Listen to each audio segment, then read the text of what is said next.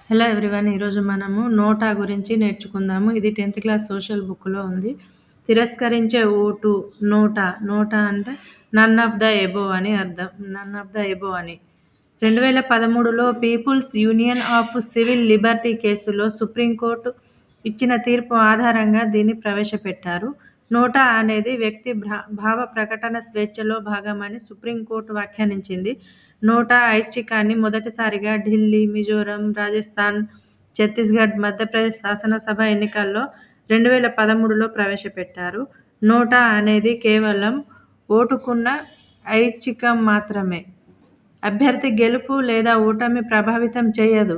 ఒకవేళ నోటాకే ఎక్కువ ఓట్లు వచ్చినా కూడా తర్వాత స్థానంలో ఉన్న వ్యక్తినే గెలుపొందినట్లుగా ప్రకటిస్తారు. అంతేకాని మళ్ళీ ఎలక్షన్స్ నిర్వహించరు. ఇది నోటా గురించి.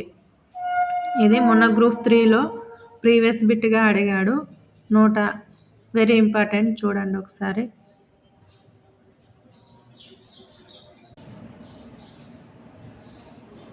నోటా NOTA. గ్రూప్ 3లో 2024 గ్రూప్ 3లో నోటా గురించి క్వశ్చన్ ఎలా అడిగాడో చూడండి. ఎన్నికలలో పై ఏదియూ కాదు. నోటాకు సంబంధించి క్రింది ప్రకటనలను పరిగణించండి. భారత ఉన్నత న్యాయస్థానం 2013లో నోటాకు సంబంధించిన తీర్పును వెలువరించింది.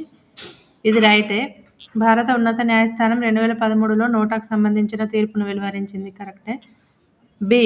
ఒక ప్రజా ప్రయోజన వాజ్యం పిల్ నోటాను ప్రవేశపెట్టడానికి దారితీసింది. ఇది కూడా రైటే.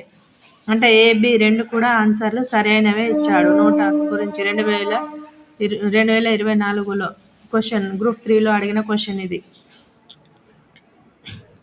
PUCL అనే సంస్థ people union for civil Liberty వేసిన ప్రజా ప్రయోజనాల వాజ్యం నోటా బిల్లు నోటా ఓట్లు 0 అవుతాయి. ఇండోర్లో అత్యధిక నోటా ఓట్లు నమోదయ్యాయి. మొదటిసారిగా శంకర్లాల్ వాన్ భారీ మెజారిటీతో గెలుపొందారు. ఇది నోటా గురించి.